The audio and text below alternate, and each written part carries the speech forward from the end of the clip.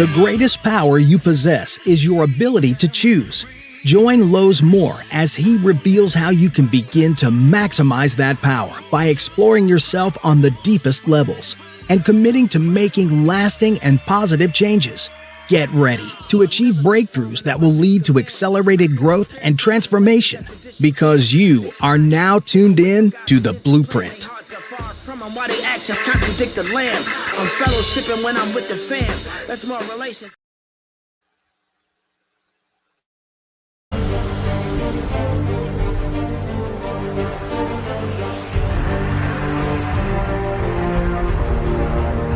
We all know the destination. There's the pass to Leitner. Through for the win. Smart takes the shot. Whittenberg. Jordan. Archie Diacono gives it to Jenkins. Gone! Drew did it! Oh, it's a long way. They won it! Indiana wins the championship. Who has the championship? For Arizona. North Carolina is the national champion. But it's the journey that defines us. They are going to play very, very hard. But we're going to play harder than they do. This is going to be a fight. The only way we can even come close to getting this is really dig in and get in the fight.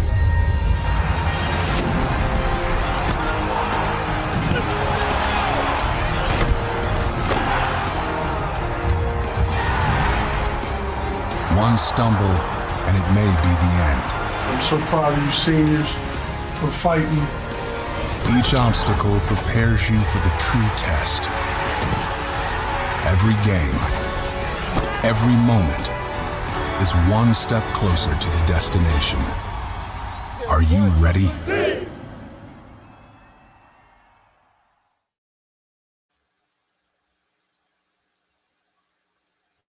If we retrace our steps, we can still feel it all.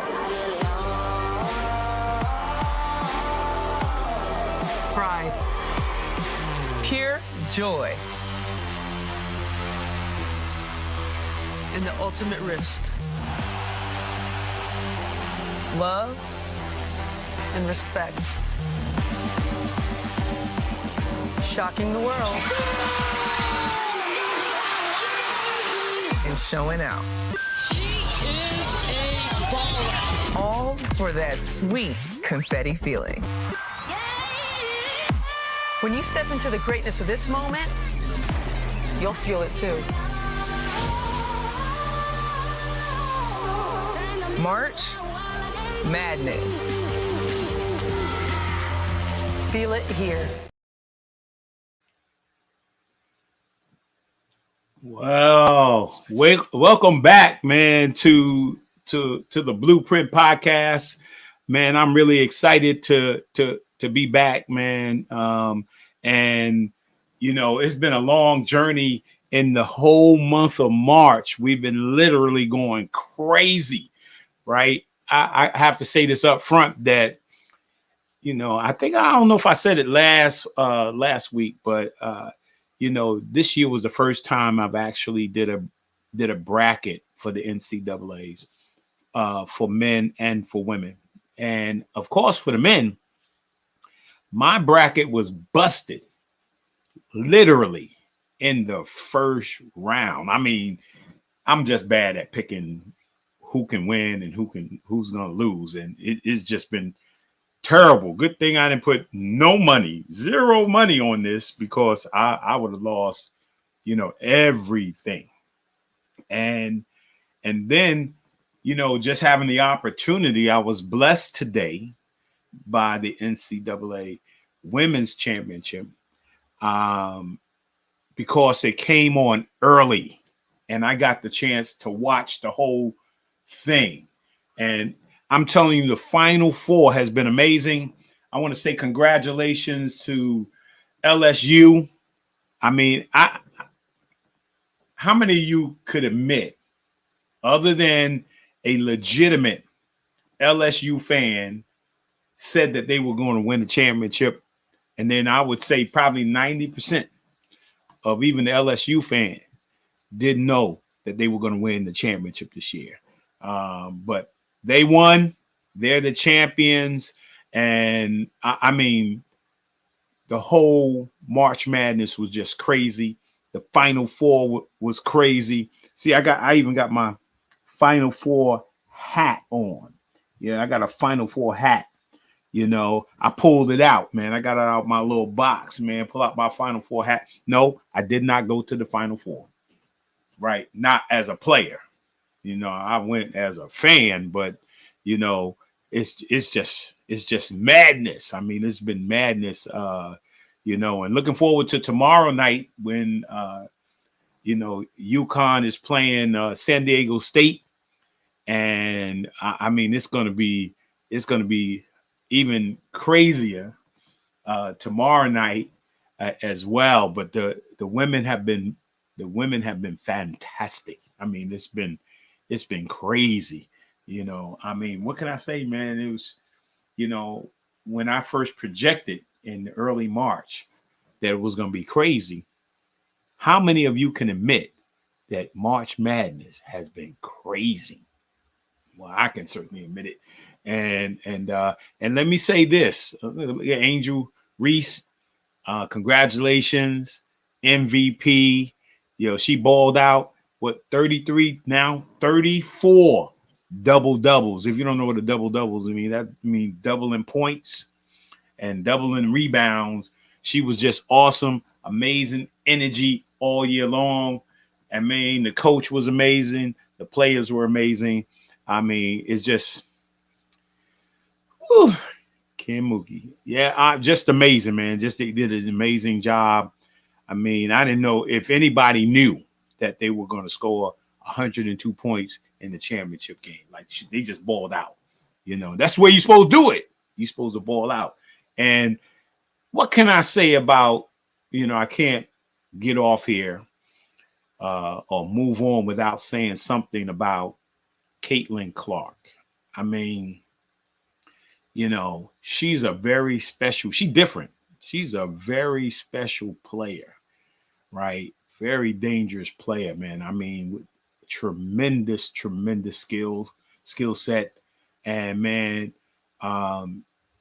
you know, I have to say Iowa did an amazing job getting to the Final Four, right? I don't know if I expected, even with Caitlin Clark, if I expected them to get to the championship, but they were in the championship with an opportunity. So to all the women, you know, across this wonderful nation who play basketball, amazing job this year, man. Congratulations to each and every one of you. I look forward to next year, and it's just been exciting. And before I move on, I want to show another video, because sometimes people, particularly people who don't play sports or have no interest in sports, I'm thankful to, and of course, the NCAA. Everybody makes a whole lot of money. The colleges making, there go Caitlin Clark right there. Everybody makes a whole lot of money. I mean, the NCAA is making money. The colleges are making money. And, you know, we get an opportunity to do something with our amazing gifts. You know, we get an opportunity to play basketball, something we love, and we get to play it, right? When you get a full scholarship to go to college, right? And you play whatever level you get the opportunity to play on. If somebody gives you a scholarship at Division 3, 2, 1 community college, man, we're there more. Remember, we are student athletes. We're there doing more than just playing basketball. And I'm thankful for receiving a full scholarship and receiving a degree, a college degree from West Virginia University. I want to show you this little commercial real quick before I move forward. Check this commercial out real quick.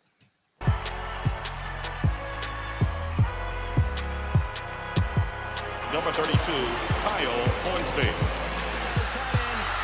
Inside the 30. Touchdown. Michaela Burgess. An incredible finish by Hall. The NCAA and its member schools offer nearly 500,000 college athletes a path to go pro in something other than sports. Learn more at ncaa.org. Touchdown.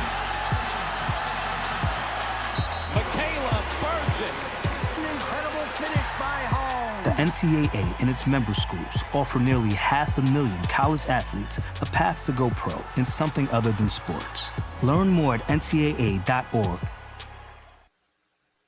Yeah, I wanted to show that because thousands of us, well, now millions of us, have gone pro, not in the actual sport that we participate in, right? But we leave there with a, not with a, we graduate, we get a degree, people getting masters, doctorates, and everyone playing in NCAA basketball will go pro at some point. And professional means that you get paid, right? And so as you've seen, cardiologists, just some amazing careers that a lot of these athletes get an opportunity to go into to further their career and impact life. So thanks to the NCAA and thanks to all these amazing athletes and all these amazing schools that give us an opportunity to play. Right. So let's move forward. I want to start out with my books of the week. Yeah, I got two books today. Two of my favorite books, particularly in personal development. The seven Habits of a Highly Effective People. They have it for adults, right? And if I recommend for anybody who's looking, this is 2023, who's looking to continue to grow in their life. These are two impactful books. There's one for adults and one for teens.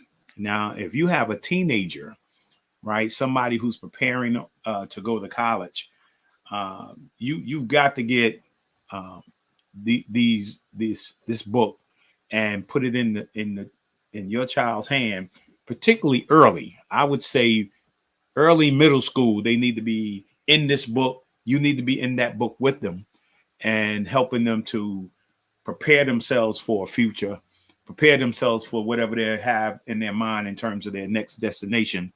And if you are looking to grow as an adult, regardless of age, that's an awesome book to have right there in your library. All right. Remember, every time I give you a book, and I've actually read both of the books, and I've actually used the teen books with teens to help develop them while I was at the Boys and Girls Club. I actually bought hundreds of those books to give out to teens. And so they're very effective and very powerful books. And then here's the word. The word of the week is habits or habits, right? We can develop good habits or we can develop bad habits. Hopefully the focus here is to develop good habits, right? Good habits that cause you to be productive in your life.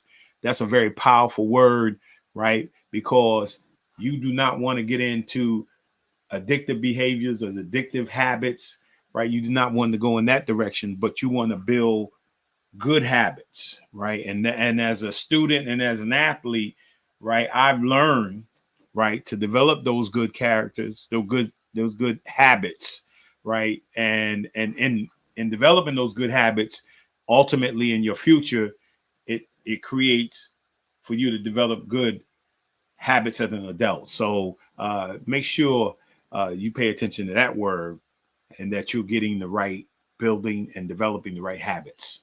And then here's my affirmation right here. Confucius said this: a man is great not because he hasn't failed. A man is great because failure hasn't stopped him. Right. And we all fail. I don't know. I only know one person. I think his name was Jesus. Right. And all of us have failed at one time or another, but we can never let failure stop us from moving forward. Right. So never give up. Right. Hey, I'm assured that everybody that lost in the NCAAs this year or lost in college basketball last year, right? Their season was over. But right now they're starting to think about, you know what? They're looking at LSU, right? They're looking at Iowa in the championship, and they're thinking, I got to get ready for next year, right? I got to put some positive habits together, right? And some discipline together. So I want to be there next year. I want to be cutting down that net, right? So, but it comes with failure. It ended up that no team, particularly in the women's division, no team ended up undefeated, right? So even with a loss, even with losses, you can still win the championship. That's good. I like that. Even with losses, you can still win the championship. So you got to go through failure. Just don't let it stop you. And then here's my music, of the week. I mean, if you're looking at the country awards, back in the day, Hank Williams, I was a big fan of Hank Williams back in the day, and some of the other country artists back in the day, Willie Nelson. I grew up I was in North Carolina. I was born in North Carolina. As a young man, there were a lot of country music going on. And this is not the up and coming, the man, Kane Brown, man. He got a bunch of powerful songs out, man. Thank God is a beautiful song, as well as he got another one called Heaven, right? It's awesome song, man. Check that out. He's going to be performing. I think he's performing tonight. The Country Music Awards, and him and his wife is going to be performing that song, Thank God. And then the movie of the week. Yeah, I think we've been binge watching this Netflix new series called The Night Agent. We've seen all 8 episodes over the last few days, and man, it was really good. I enjoyed it. I mean, if you remember, I can't remember his name right now, but he was in The Temptations. He played the character of the one with the deep voice in The Temptation, and he's one of the leading persons in The Night Agent. It's a good look. It's check it out. I'm sure you will enjoy it. Yeah, go ahead and binge watch it like I was doing. So just get lay back, get some popcorn, get something to drink, and check it out. Right. That's my music and movie of the week. And now I got some shout outs real quick so I can get rolling. All right. I want to say happy birthday to Pat. Man, Pat, happy birthday. Yeah. It's your birthday. Hey, happy birthday to Kirsten. Look at Kirsten. Yeah, with child. That's my niece. And then mine, Joyce. Woo! I won't say how old she is, right? But happy birthday on Joyce. I love you. Enjoy it. Have fun. I will talk to you a little bit later. So now let's get rolling here, man. I want to introduce he's my little cousin, right? And I'm proud of him. And Jahmir Hamilton. And I don't know if where's Jahmir at? Let me see. Yeah, there you go. What's up? Hey, Jahmir, do you remember when we met? Yeah, I remember that time at the family reunion. Yeah, we met. And that was pretty cool. Yes, sir. I don't know. Did you know me or know of me at that time? No, my grandma had told me, she was like, go talk to your cousins and everything like that. She was like, that's your cousin over there. And then she said, that's your cousin Lowe's and everything like that. And I was like, okay, let me go talk and everything. And then it was kind of just, that was the starting point, I think. And then I don't know. I think you had desired. One of the connections where you desired to play, you were looking at playing basketball, and I had played basketball. Right. And then we started to have a conversation about playing basketball, right? And then we've had a connection ever since then, right? So what was your thoughts? Did you get an opportunity to look at some of the NCAA? You're not interested, or did you get a chance? What did you get a chance to look at anything this year? Yeah, so I mean, just me personally, I've been behind on the NCAA and everything like that for about 2 years, I want to say. But I've gotten a chance to look into a little bit, but I'll say not really, just to be honest. Yeah, and I'm glad you're being honest, because it was crazy, man. Because when we met, right, you were like, "Look, man, I'm trying to ball, man. I don't know about nobody else, but I'm trying to get my game together, right?" Yeah. And we talked about basketball, and I was in Charlotte, and I came to see you play a game at the YMCA down there, and I think you were on, and you were talking about, I think you still a North Carolina fan. Yeah. Whoa. You talking about their college team, UNC Chapel Hill? Yeah, Chapel Hill, UNC. No, you were at that. Were you a fan at that time? I was at that time. Yeah, that was my favorite. Yeah, that was your big thing. And then you were talking about, you was bragging about who was the player that went to your school that was playing at UNC? It was Kennedy Meeks. He was going to my church at the time, and then he was going to the high school that I was going to. I was in middle school at the time, so it was like a couple years after that I would be going into the high school he went to. So I was just excited. I was like, "Oh wow, I could do it." Yeah. And so, I remember that UNC.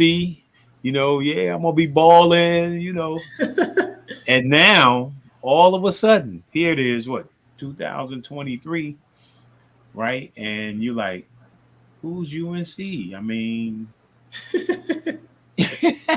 now, it's been a long time. I'm 20 years old now, and it's I don't even have it. I'd say I have little to no interest in playing basketball at this point. It's a lot of changes. Yeah. So talk to me a little bit about what happened. I mean, in terms of, because we're talking about the NCAA, there's a lot of players out there, a lot of student athletes out there, and you desired at one time to be a student athlete. And sure, there's a lot of young people out here who are thinking like you were thinking, at 14, 15, 16 years old, thinking about like, hey, I'm going to be playing. So what changed? I mean, in terms of your mindset and, Yeah, so for me, a lot of the, at the young age I was at, a lot of the time with basketball, it was really, I had an interest in going out there and playing in front of the whole world, right? And I felt like at the time, it wasn't registered in my head that that's where this came from, but I was kind of wired at a young age to think that the only way that you can get on a stage where the whole world is watching you, or get on a stage where you can impact so many other people, is through playing sports. And I happened to fall in love with sports at a young age. My first sport was actually football. I wanted to be a football player more than I wanted to be a basketball player. I played quarterback from the time I was like 9 years old up until high school. And I thought that was the only way that I could go out, or people, my peers, could go out and make it. And then after that, I was hearing, well, only some of us are going to make it. A small majority of us are going to make it, and it's probably not going to be any of us. So in my head, I'm like, it's got to be me. It's got to be me. I have to be the person. I'm going to be that person that's going to, I'm going to get there, and then I'm going to, make that change that I wanted to make. But as I got older, the more people I started meeting, I grew up in very diverse areas and in multiple different states. So the more people I met and the more connections and people that I've seen having impacts in their own communities, I started realizing, sports isn't just the only way to do it. There's more out here. The world is changing. And for a lot of the time, that was the only way that Black individuals could go out and make a change to their communities. But now I realize that there's more leeway for individuals like myself individuals like you or individuals, my family, our family, my peers and everything, to go out and make different changes at the same level as you would if you were, a professional basketball player. You know what I mean? Mm-hmm. And so for me, I started getting myself interested in a lot more things. At one point, I've always been an artist. So at one point, I wanted to do mural art and graffiti and stuff like that. And I still, still have those interests, but I started training myself to do more than just playing basketball and playing football, because I wanted to make some type of change.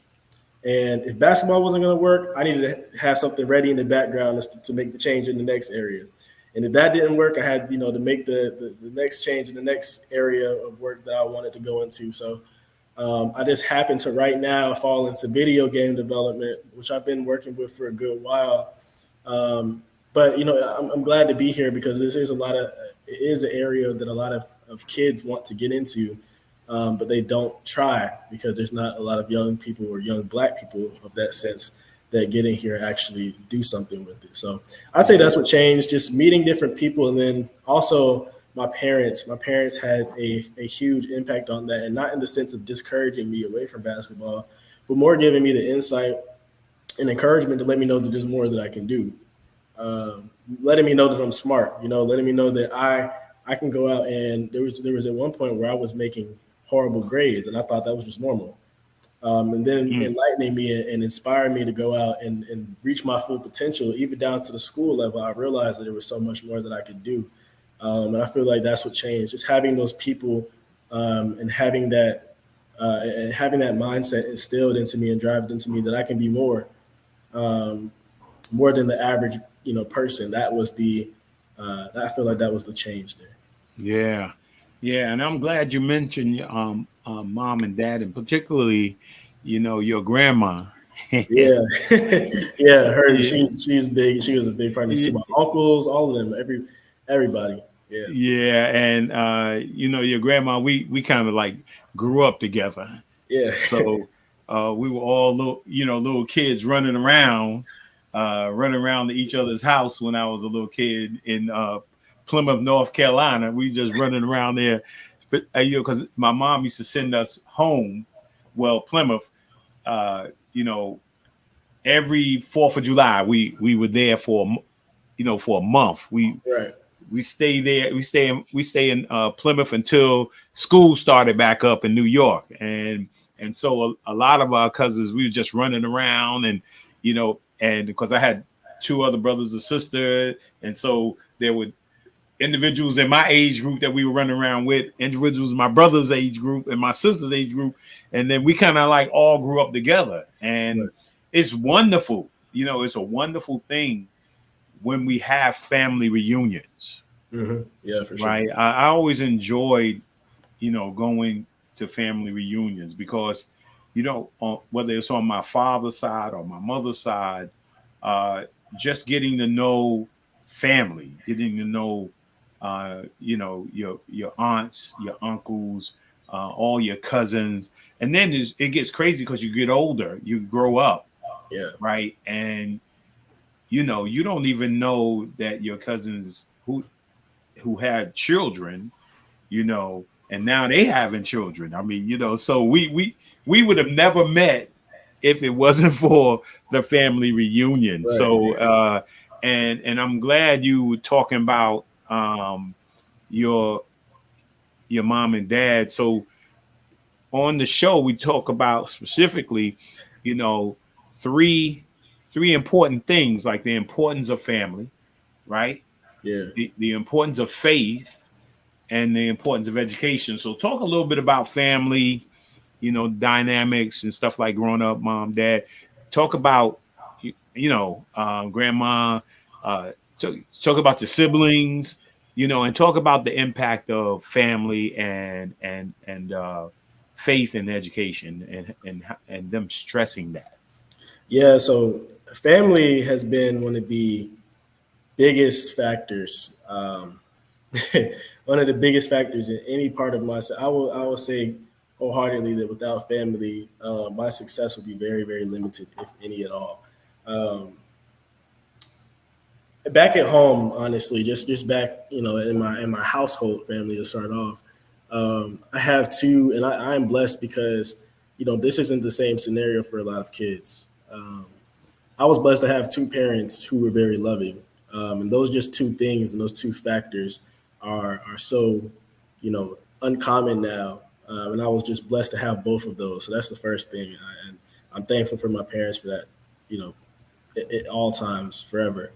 And I was also blessed to have two younger siblings who I love very dearly and hold very close to my heart. But the family, I would say, if anything, they serve as more than just people who inspire me, but they give me that encouragement, and they motivate me to go farther. They motivate me to just keep pushing because I'm doing it for more than myself. I always have the dream, and my family, all of them are so capable of anything, and it doesn't surprise me. It amazes me every day the things that I see my family achieve, and that's just beyond my household family. Like both sides, my mom and my dad's side, just seeing what everybody can achieve, it inspires me to go out and achieve more. And I say that the family is probably one of the biggest factors and variables in anything that I'll do. And that's just beyond my household. We have a gigantic family. Yes. And I'm thankful for every last one of them because everybody is, I'm sure I got a lot of them now in the stream, at least. Just, I have amazing family who are very supportive, and, whether they're cousins that I may have only seen 3 times or not remember, they support me in any types of way. I was going to college and I was getting cash apps and money and cards and support from people that I personally didn't even remember. And I'd say that family has been one of the biggest things. I know that I always have people that I can fall back on and rely on. And I just want to, make sure that my contribution to the family is anybody can come back and rely on me. And fall back on me because that's what I was given, all this time. Yeah. And what was their impact in regards to faith and education? Yeah, so I grew up in a Christian household, but to me, my parents and my family have always been very adamant on supporting me beyond that faith. I mean, just encouraging me to try different things. Whether I one day decide that, I want to look into Islam or I want to look into different things. My family's here to support me no matter what. But, just having that base, I'm glad that I was born into some sort of faith or born with parents who in a family who've had some sort of base background, because that in turn, provided me my own relationship with God, my own relationship with Christianity. That I go out and I get to explore as an adult now, being 20 years old. I go out and get to explore and make those decisions and make that that build that relationship, myself. Or if I want, to go out and explore different things, I have the support from my family to know that, I'm not going to get ostracized for it. You know what I mean?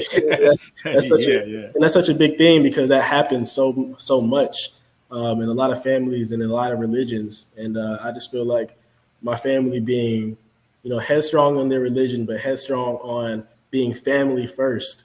That's such a big thing to be on both sides of my family, my mom and my dad's side.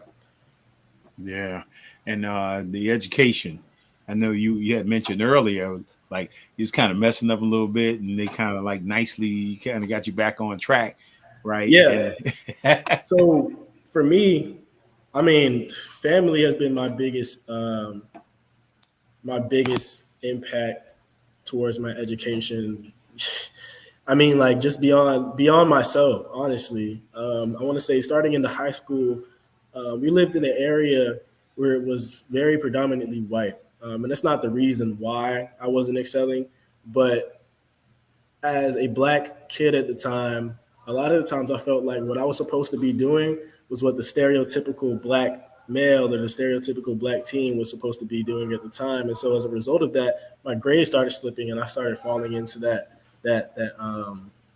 that stigma of what we are, you know, and not realizing at the time, being young, like I said, not realizing at the time that that doesn't affect me, you know, being a Black kid. I don't have to be this. I don't have to be that. I don't, you know, and having my family be able to set me back in place when I didn't want to be set back in place. That's something that is bigger, because a lot of times kids are left with their initiative and their initiative alone. You know, my initiative was very low, and I'll say that personally and honestly, wholehearted. My initiative at that time in the 9th and 10th grade was very low to start bettering myself for more, because as a kid, you start to rebel against whatever you're around or whatever you're you know is fed into sometimes. And to me, what was being fed into me was greatness, and I didn't understand that at the time, but I was rebelling against that and not understanding, you know, the fault that I was getting myself into. But having family that took the initiative on their end to come in and help me set me straight, that is something I'm grateful for, like utterly grateful for to this day. And then even down to like college, my biggest advocates for college were my parents, and I'll say my uncles. My uncle, all of them, they wanted me to go to A&T. My uncles did. They wanted me to go to A&T because they were all Aggies, and I ended up going to the rival school, and I'm an Eagle. So, you know, I'm sure some of them are in here now. They probably, you know, still mad at that, but they were encouraging me to go to an HBCU. I applied only to HBCUs because I saw my uncles, my mom, and even though my dad, you know, my dad ended up going to college afterwards, but my dad went into the Army. But seeing all of them grow successfully without having to go to a predominantly white institution, that was something big for me. And I could see that, you know, it was possible to go do something at an HBCU. And so that encouraged me to go out and find my own.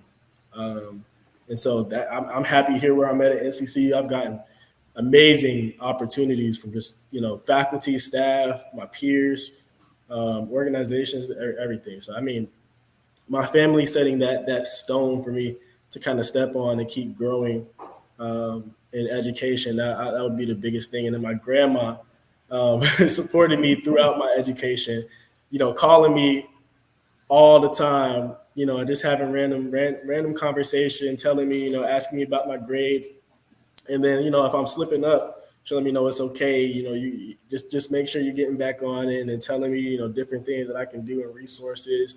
And then telling me history about family that went to my school that I don't even know about, but she's like a history book when it comes to family. So she'll tell me, oh, your cousin did this, and he, you know, they made this organization, or your cousin has a plot over here where I'm like, you got it, you're right.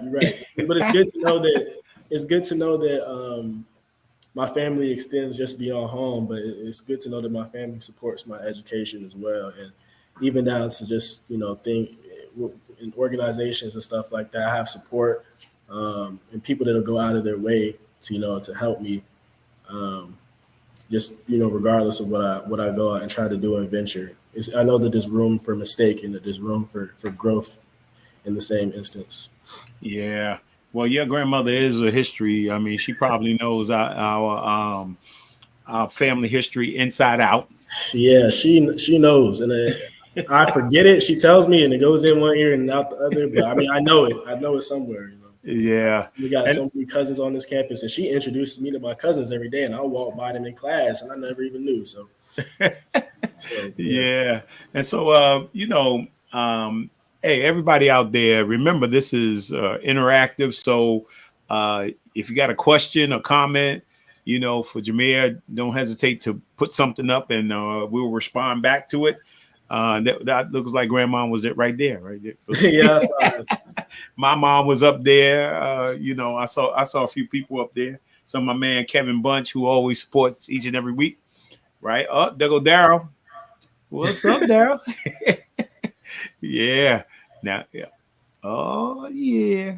And it's saying happy birthday to Aunt Joyce. Ooh. Happy birthday. Yeah. She's rolling. And so yeah, now you know, NCC University. Yeah, right? NCCU, North Carolina Central. Yeah, North Carolina Central University, and so, man, you know what I was so proud of you for, because your freshman year, first of all, we saluted you. You graduated from high school. We was like, yeah, you graduated from high school. Now we realized, man, you're in college, and man, you hit the ground running. So what happened when you got there? What I mean, tell me all the wonderful things happening between your freshman and sophomore year. It was just awesome, man. Yeah, that's and thank you for that. It's nice to hear that confirmation that I was doing good. For me, it was a lot of the time my parents, specifically my dad, a lot of Got a the little time. freeze here, but we'll be right back to you in a second. Am I still frozen?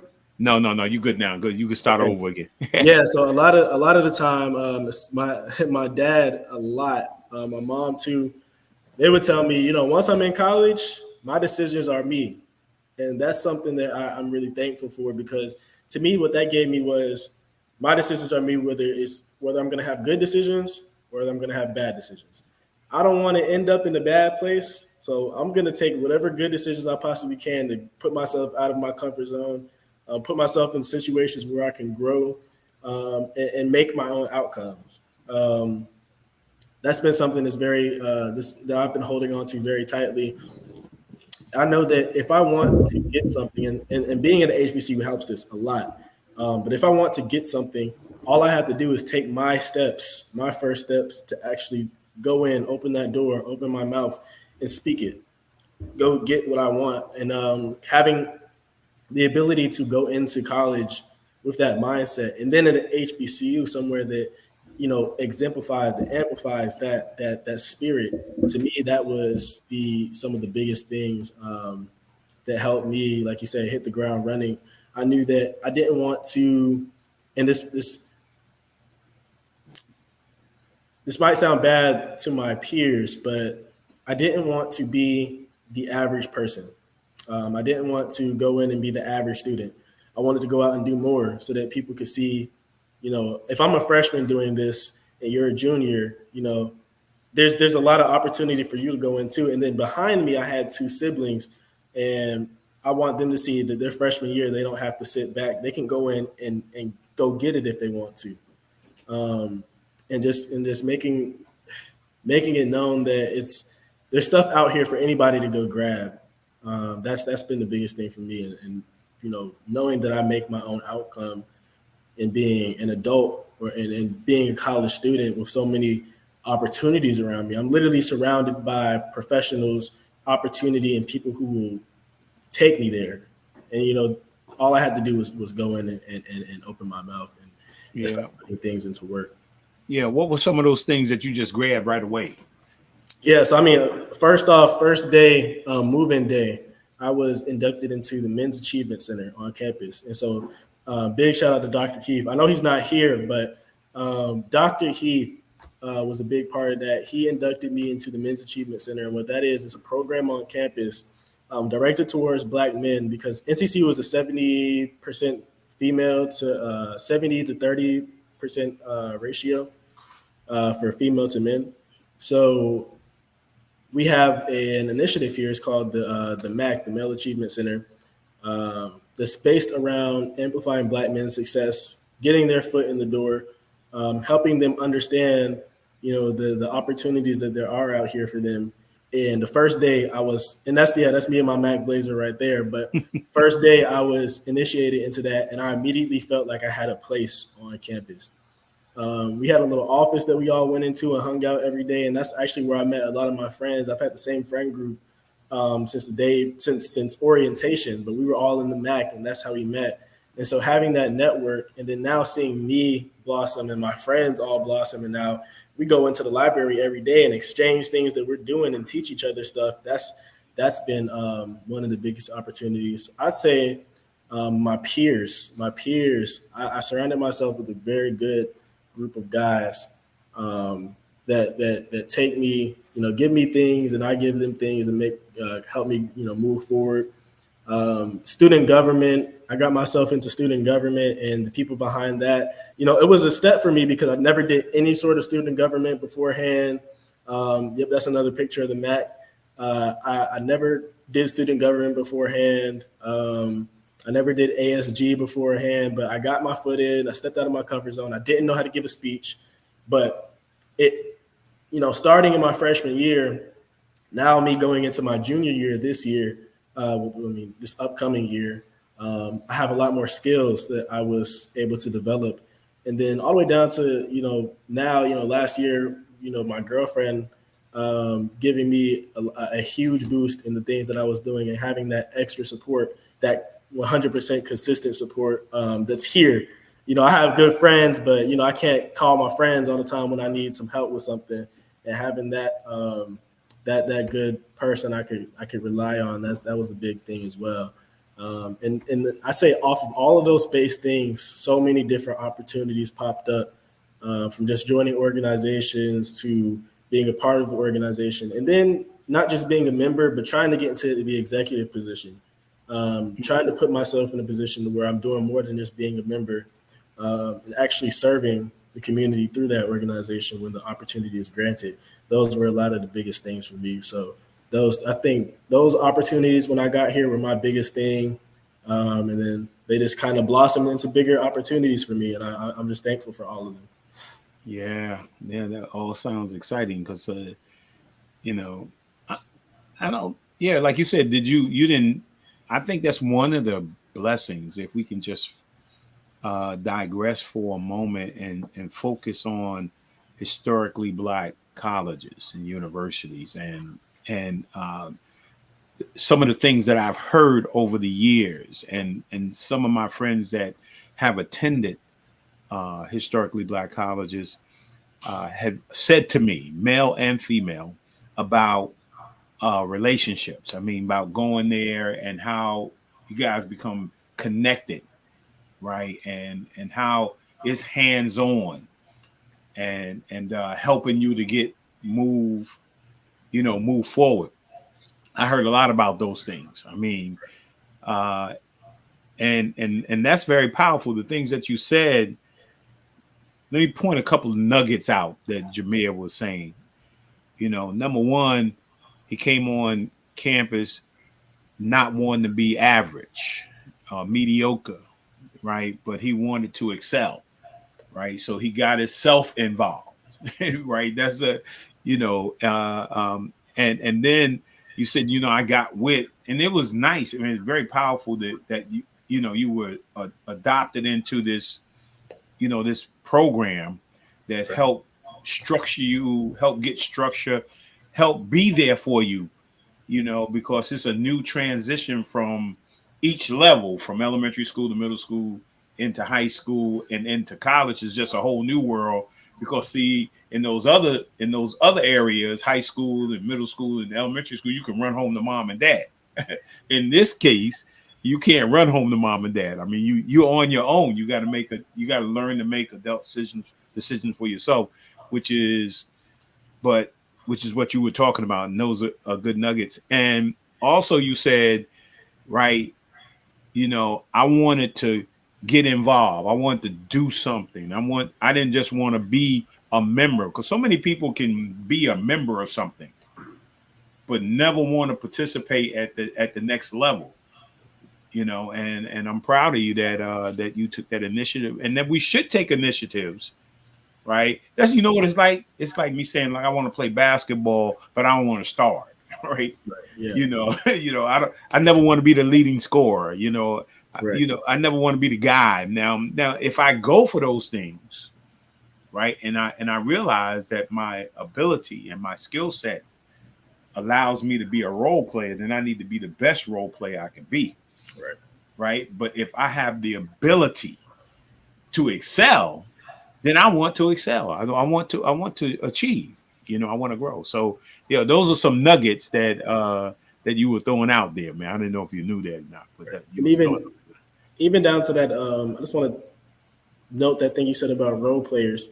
Let's say when I stepped into student government, a lot of the people there, they were a lot more knowledgeable on politics and things that we were doing than I was, because I was the freshman class vice president, but the parliamentarian or the Senate members, they knew a lot more about Constitution and things like that than I did. So understanding where my role was and being able to learn from them, whether my position was over theirs or not, being able to learn from them and having that humility of, okay, I don't understand this, so let me play my role, has given me the opportunity to now know those things. And that, that itself has opened another door for me in being now elected the senior vice president for the ASG, which is like the SGA for all of the UNC school system. So it's understanding what a role player is and knowing that that's not the final destination sometimes is a good thing as well that I had to learn through this college experience that I have. Yeah. Now go back and break down and tell us clearly what was the titles you were talking about? The what was it? You mentioned some initials. Explain what they are when you say I'm a part of. Oh, yeah. So SGA is student government. So student government, you guys are the student government is the essentially the leaders and the direct representation to the school's board of trustees and to the students. So they're kind of like that middle ground. The student body president, they are a member of the school's board of trustees, and they every month or biweekly, they go to meet with the school's board of trustees and advocate on behalf of the students. They write their own bills, pass them, etc. But what the ASG is the Association of Student Governments.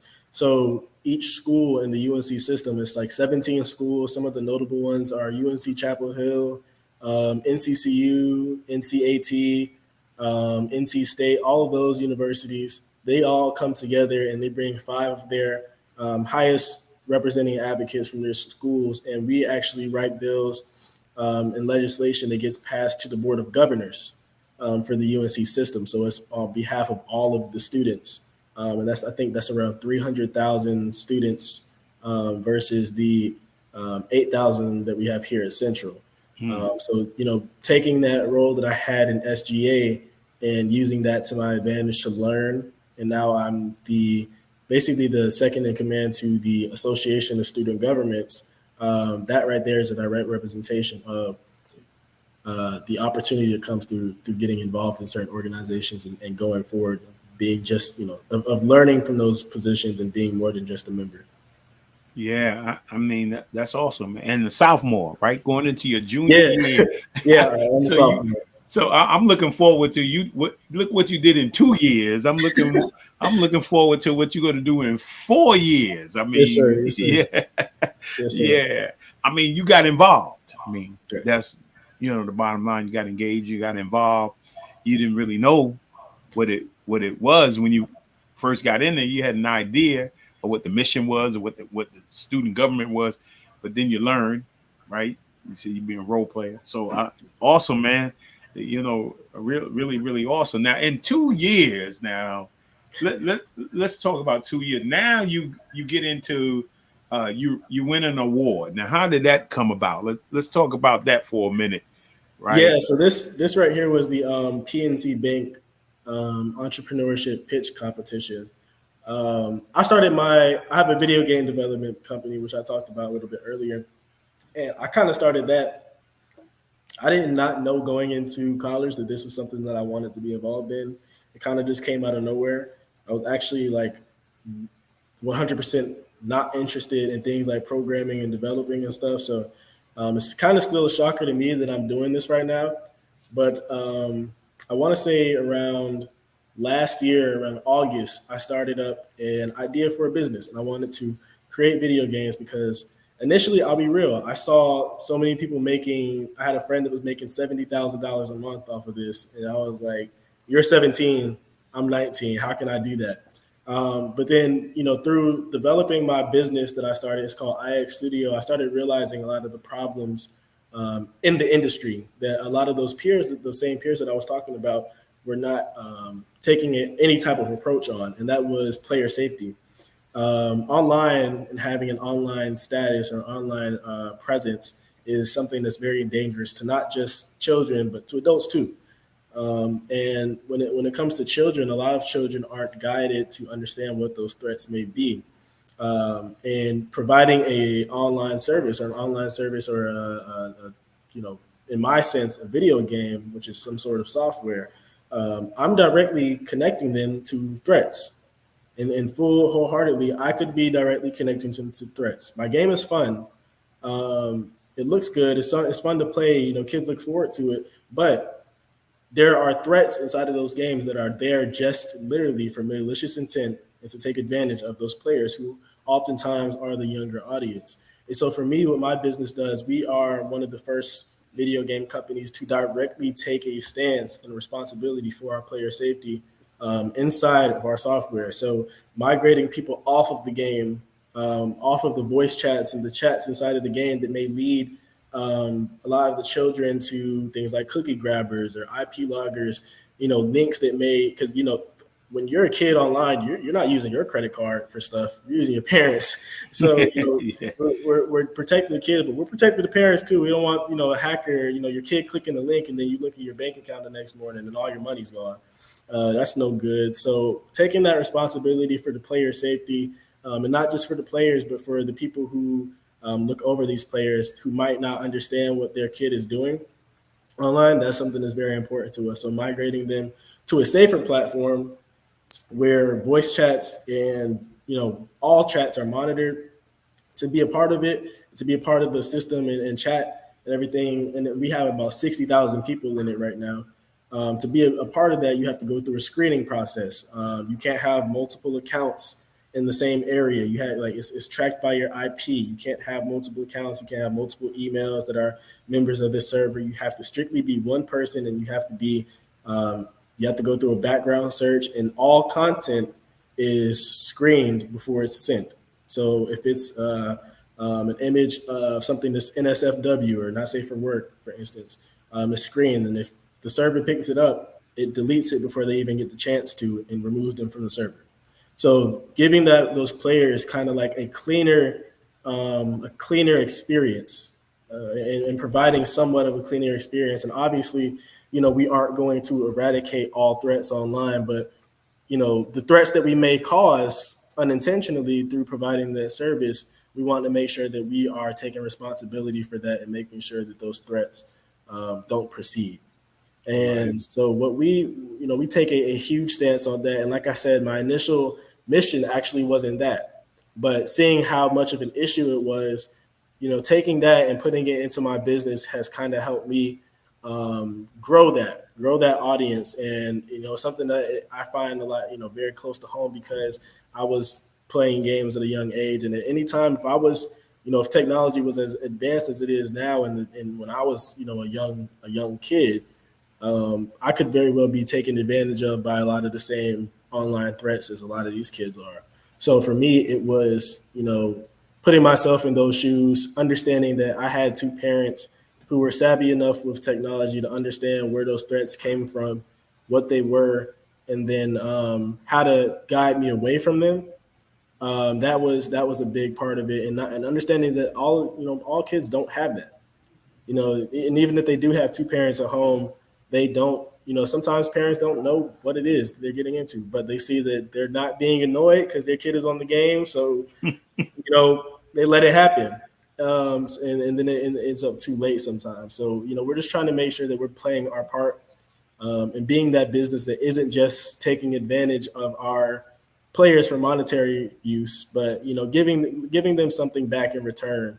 And then on top of that, educating them on how to be developers themselves, so that they can take the experience that they got from us and go do it themselves. That's been something that's really been big for me too, with an initiative that I'm starting in the fall, where we're directly teaching people how to develop, especially our Black youth who don't see people like me who are in these positions sometimes. That's Dusty, that's my girlfriend right there. But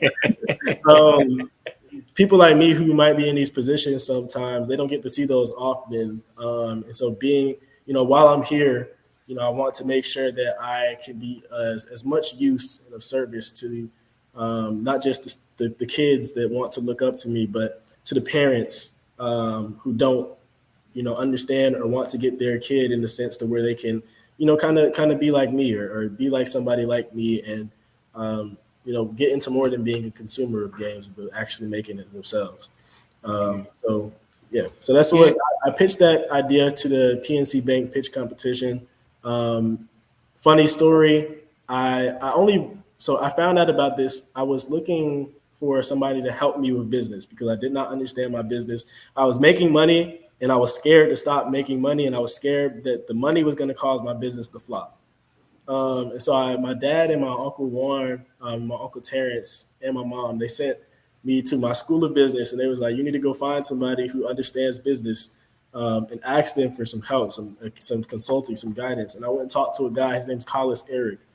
He's the head of entrepreneurship for the school. And he actually, first day, he had his son play my game. Next day, he called me and he said that PNC Bank has had a competition they've been planning for the past year that he wants me to compete in it on behalf of Central. I have 4 days to do it, but if I can get a pitch deck together in 4 days and pitch my business to them, then that would be a great opportunity for, me and the school and everything else. So luckily, I went in there against some people who were preparing for this for like 5 months, and their ideas were amazing. I was not expecting to win the first place, but luckily I did. I was blessed enough to win, and so that's the competition that you just saw there. Yeah. I mean, also, and the thing is, and I think you may have seen me show, Sean Covey's books in the beginning of the show, 7 Habits of Highly Effective People. Right. This is kind of what we're talking about, right? Right. This is what we're talking about. And what was your, I'm just thinking of this, right? Think about, we always say when we get older, right? Right. When we get older, man, I wish I had known this when I was younger. Now you were younger, right? You're 20, right? And you could still say, man, what if I had known this when I was 14? Right. Right. Right. But I mean, and so you're saying that somebody at 13, 12, 13, 14 can set their mind or develop their mindset that they could do these things earlier. Yeah, and that's with anything. Literally, if you surround yourself, for these months that I was developing my business, the only thing I was surrounding myself with was, how can I make this business effective, and what do I need to know behind this? And I feel like at any age, obviously there's some setbacks and barriers at some ages, but at any age, you can begin to train your mind to whatever you want it to do. Just like you can with your body. You're training. If you want to be a better quarterback, right? You're going to go study and learn how your body, can be better at positioning the ball for your wide receivers, or knowing how to read the defense, or having that hand-eye coordination. It's the same thing with your brain and your mentality. So for me, at a young age, you can go out and you can, and I've seen people younger than me. Like I said, I have a guy, one of my friends on the platform. He's 17, and like I said, he makes $70,000 a month in Korea. So it's like anybody can go out and do it. And so if I can be the example for Black kids to go out and do it, being 20, that's something that I really want to do and that I'm highly interested in. Yeah, and you just going into your junior year. That's what that's my whole point is. Yes, yeah. And so talk a little bit about now the company and the video game. I mean, the name of the video game. What is the video game? How do people get it? I mean, how do they get the video? How's the video doing? I mean, Yeah. So for us, we saw that the majority of children or the younger audience in this day and age, they play a game called Roblox. I don't know if you've heard of it, or if any people in the audience have probably heard of it. Their kids or grandkids have probably asked them, or nieces and nephews probably asked them to buy them Robux. And so we realized that a lot of the kids are there. And so with that comes a lot of the threats. And so we decided to make our first game on Roblox. You can develop a game for free. Now, obviously, it's not free to make. It costs about, for an effective and high quality game, unless you know how to do everything yourself, which I still don't, never did. It costs about maybe around $25,000 just to get a game developed. And then it costs more to get it out there and advertised. And so luckily I had a team who kind of believed in me beforehand. They gave me their skill in return for payment after the game was actually out. And we happened to just do good. We released the game. It's free to play. The game is free to beat. It's free to play. But where we make our money is through things that they buy inside of the game. So let's say they want a boost of their experience points or whatever, or a boost of the money that they gain for a certain amount of time. They can purchase that in our game to make the game a little bit easier and a little bit more enjoyable for them. Or let's say they want to just restart altogether. They can restart their character. They can get boost on their character. Not anything that'll help them beat the game or progress over other people, but just stuff that makes the game a little bit more fun. That's what we make our money off of. And so it's on Roblox. It's free to play. It's called Solar War. It's an anime combat inspired game. I actually have another 4 projects that are being developed by my team right now. One of them is closer to release, probably around the July scene, if I can get that together. But yeah, it's a good experience. We were blessed enough. I don't like to say lucky, but we were blessed enough to have our first game do really well. And we're actually coming close to 10 million visits right now. I just posted on my Instagram. We just hit 9.87 million visits on our game today. So sometime in today or tomorrow, we're going to hit that 10 million mark, and that's going to be such a big thing for us. And not just me, but for my team, my family, and everybody else. Wow. Yeah. So how much, what's your annual revenue in terms of how much you've made so far, for a sophomore, junior, 20-year-old? So I'll say, I don't want to say an exact number, but what I will say that, an estimate of what we'll make in a year. And we released on January 20th. I want to say an estimate of what we'll make up until that point. Just because of summer, we're looking at somewhere around $200,000 in revenue. We've made somewhere around the mark of 35 to 45,000 since January 20th.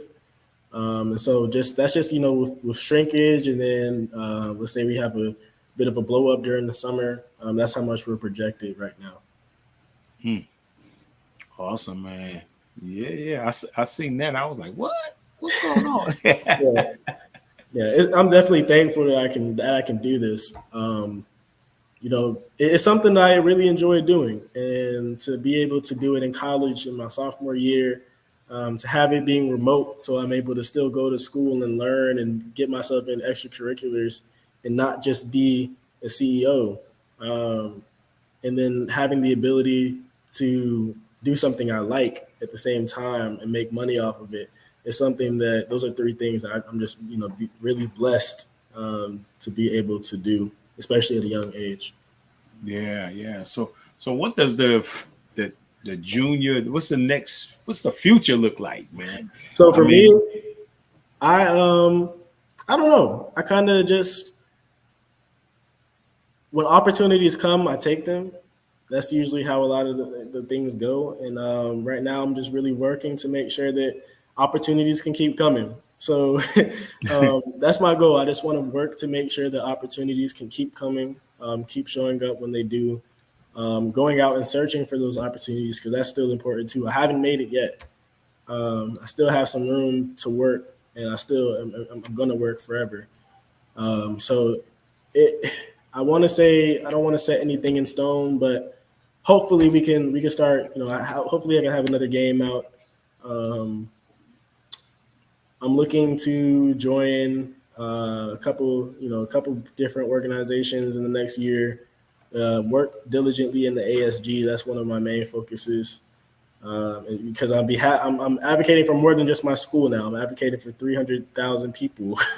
So that's something that's big for me. But that's, whatever comes to my, whatever I'm, again, blessed and able to receive in this next year as far as opportunities come, I'm taking every one of them.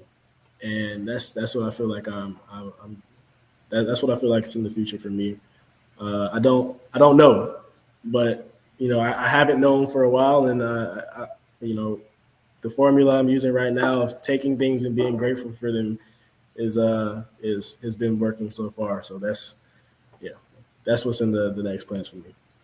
Yeah, and speaking of college, and what are some of the things that that you see, and as you look at those 300,000 students, what are some of the things that in college, as you're looking at this from the student government aspect of it, that would help improve the college experience? I know what college is traditionally, right? What do you see in the future in regards to the growth of college and the college experience, and base it on this thought, right? That many people go to college, get a degree or even a master's, and at the end of the day, find it difficult to find careers, get into careers, find jobs. So what do you think in regards to what are some of the next steps that colleges need to do in order to impact the statement I just made? Yeah, so for me, I feel like the future of college is in programming. And I'm not talking about computer programming, but I'm talking about programming to people. And that's just beyond the college level. I feel like the collegiate systems that run America right now, as far as American education, I feel like they need to begin reaching outwards to the students beyond the time they get here. A lot of time, college students go into college and they don't understand what they're getting into, because a lot of the times what's promoted about the school is what the school wants you to see. Because at the end of the day, the school is a business. It's a school, but it's a business, and they want to make their money. So they're going to provide and advertise what's best for them to reach their product and what their goal is. And I understand that a little bit more now as a business owner, because I see it a lot by a lot of my peers in the space. But they're going to, do a lot of, talk about a lot of the things that make them look good. And so what I feel like, it's going to be something hard, as easy as a fix as it may be, but offering transparency to a lot of the high school students when they're applying, so that by the time they get here, they don't feel scammed out of what they thought they were going to get. That's something that's very important too. So taking college and taking it out to the streets, taking it out to the high schools, taking it out to the people that are going to be paying those 20 to crazy thousand amount of dollars to go get an education here, and then get here, and then second semester they drop out because it's not what they expected. And it's not that they didn't have the experience or the skill or the mindset or the intelligence to go and stay there. It's more about what they thought they were getting into, and that them not feeling like they were getting that experience here. And now they're on their own. You know what I mean? When they were applying for school, they had their parents help, or they had help with somebody else, and from the school at least. And so I feel like the school is being transparent with those students is something that's very important, because what I've seen a lot of times from a lot of my peers that I interacted with in my freshman year actually is they thought that they were getting, and I love NCCU. This is an amazing school, but they thought they were getting an experience that they weren't providing. So that's something that I feel like is very important.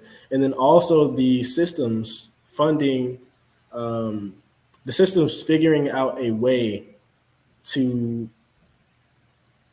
fund a lot of our HBCU programming better.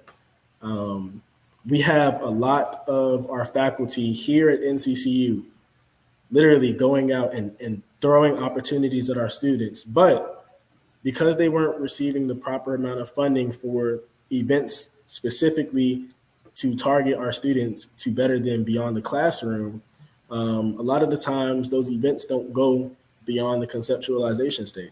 Or if they do, then a lot of the times the students don't show up. And so to entice a lot of people, sometimes when I've had to seen it, what I've seen a lot of the times is they have to bring out celebrities, or they have to bring out food, free food, or they have to bring out certain things that kids want. And sometimes, when they get there, they're here for the celebrity, but they start getting the programming and it sticks to some people. You know what I mean? And so the fact that our schools and our HBCUs in specific has had to do this to just get programming running has been very, very, it's been very intriguing. And being in the position that I'm in now, I get to actually go work with the board of governors of the school and see what's actually going on behind the scenes, see where the money is going, see where the grants are coming from that our students are able, and our students and our organizations are able to take advantage of. And hear those conversations that go on there. Is there conversation at all? I feel like those are a lot of the things that can change, but also student accessibility. Colleges are doing a great job at student accessibility right now, but I feel like there are some facets of student accessibility that aren't looked at as much. Something that I see often, I talked to Representative Zach Hawkins of Durham at the North Carolina State Legislative Office the other week. And I was talking to him about a problem of our pregnant women on campus at a lot of our schools. These aren't just HBCUs. Only 3 universities in the nation provide parental housing to our pregnant scholars. When you have a baby on campus, if you are still living on campus, you are considered a liability to the school and you are not able to stay. And because, obvious reasons, if the baby, something happens to the child, then something, it's the school's fault technically. And, people can sue the money, sue the school. But, I believe that schools need to take a better stance on providing that sense of accessibility to students, because it's something that's happening a lot more often now. And it's been happening. And so what happens there is, I don't think people take a stance and a view on what can be the domino effect of that. When the woman has to drop out of school, and she might have been the smartest, most intellectual person alive, but she wants to continue her pregnancy. And with that, let's say she has to drop out of school. That not only affects her education and what she's able to go out in the world and do as a woman, especially our Black women who don't have a lot of the opportunities that a lot of us have and then a lot of other men have, that affects their future. And then on top of that, when they do have their child and they're trying to grow up, the direct effect of what the mom was able to go out and do is an effect on what the child is able to go out and do, because now the child is put in an environment where it's not a lot of that going on. And it's a lot more common in our Black youth here at our HBCUs than ever. And so I feel like that's one of the most important issues that we're facing right now.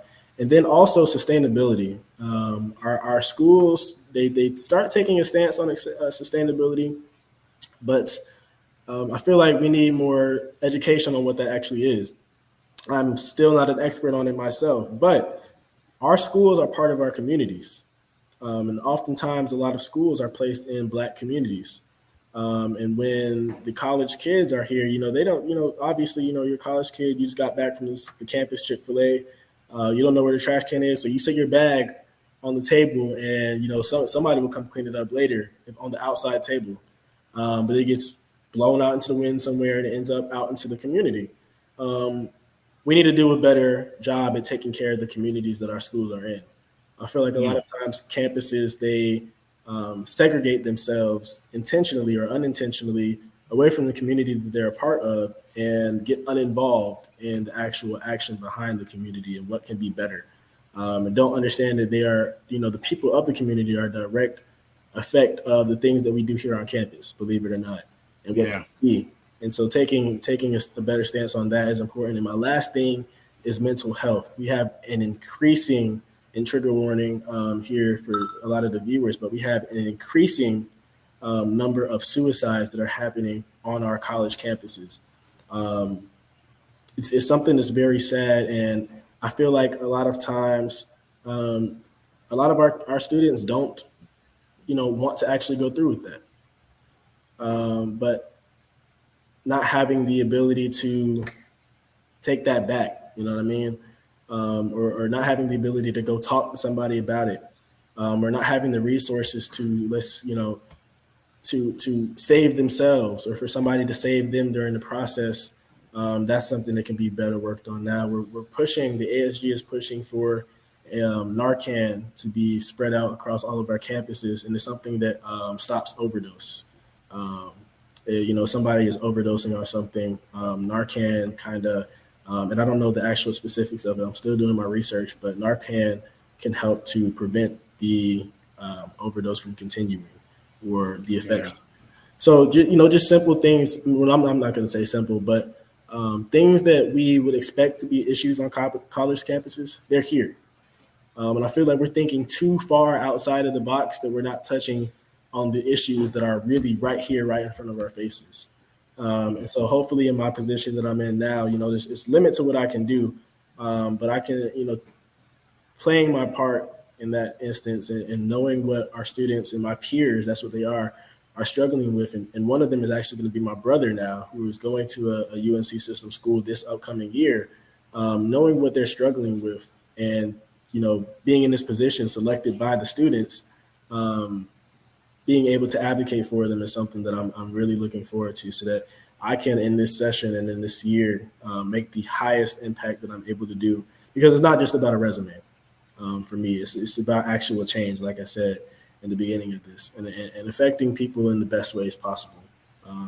So yeah, that's a lot of things that I wish our systems and our schools can change. Yeah, awesome. We got Terrence James. He said, thank you. Keep it up. And then Mon Delurs. Yeah, Mon Delurs said, congratulations, man. Thank you. Yo, man, keep up the good work.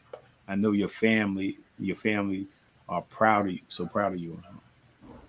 And that's it. Hey, I know who that is. Oh, nice. Yeah, man. So yeah, no, this is been awesome, man, and for me, enlightening in regards to our conversation. And I got a curiosity question. I mean, I saw something on your Facebook page, man. I wanted you to explain the picture. It's a curiosity question. Yeah. So I actually posted this a long time ago. That's crazy. I didn't know that was still there. For me, it was just a picture that I liked. But, as a kid, I kind of figured out, when a lot of the times I looked at pictures and I tried to figure out meaning behind certain things. To me, what that is, now as an adult, I look at that picture and I think this bright, fun, cartoony looking thing has crashed over, and looks like nobody's really paying attention to it. I feel like that is a lot of the times what's happening to a lot of our innocent, or in the sense the cartoony, the youth that we have out here now. It's something that's very overlooked, like I just said, with mental health. But at the time, that wasn't my objective. It was just a picture I liked. I posted it, drew it. I actually drew it again in my notes. But it's a nice picture. But it didn't at the time. It didn't really have a meaning of it. But I do go back and look at it sometimes and try to think of what it could possibly mean from the artist who did make it. So, wow. Hey, Mom. There, your mom up there. Oh, Tracy, thank you. When I looked at the picture, I was like, man, the people, the things that you had created in the game just bugged out, man. No, oh man, funny story about that. I get to experience a lot because I'm very active with my community members. I like to respond to people. I like to read the emails, and I just opened the email support system to a lot of our. And I have a team that handles email support, but I like to go in and look at it myself sometimes and answer the questions because I probably know more about it than my team does. But I got one email. I promised to update. It was about 4 weeks ago, and I promised that the update would be out at 3 p.m. And a lot of kids were getting out of school before 3 p.m., so they were getting home and they were ready to play. It was like, okay, by the time I get back, the update is going to be out. I got a long email from this kid, and he was just telling me, he was like, yo, you said the update was coming out at 3 p.m. It's 6 p.m. right now. Where's the update? My mom got me in trouble because I was supposed to wash the dishes, but I was waiting and trying to figure out where your update was instead. And now I have to go wash the dishes again, and it's your fault. And he was like, don't delay the update again. Please don't delay the update again. He was like, you can do better than this. I was like, oh my God, I'm not, no more delaying updates. I don't want to get you in trouble. Funny stories, funny things happen. Yeah. Long email, like 3 paragraphs. My wife said she was proud of you, man. Thank you. Yeah. She probably, I don't know if there's any noise up there where she is, but she can kind of give you a little history because that's her field, the field of addiction. And so Narcan is one of their specialties, which is probably if somebody's in, having a overdose. I think Narcan, you can, I don't know how it's used, but you can use Narcan to stop the overdose and prevent somebody from dying. Yep.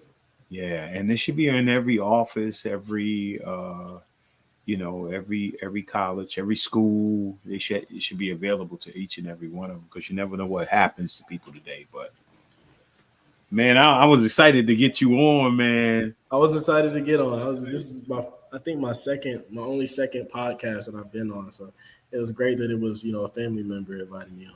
Yeah, remember it stays on. I mean, if you want people to take a look at it, stays on Facebook, it stays on YouTube on Lowe's More the Blueprint. I want to thank you for definitely coming on. I guess there's a question down here. It says, so many videos today promote violence. How do you create games that are different? So for me, I would give the most honest answer to that. My first game is actually a combat game.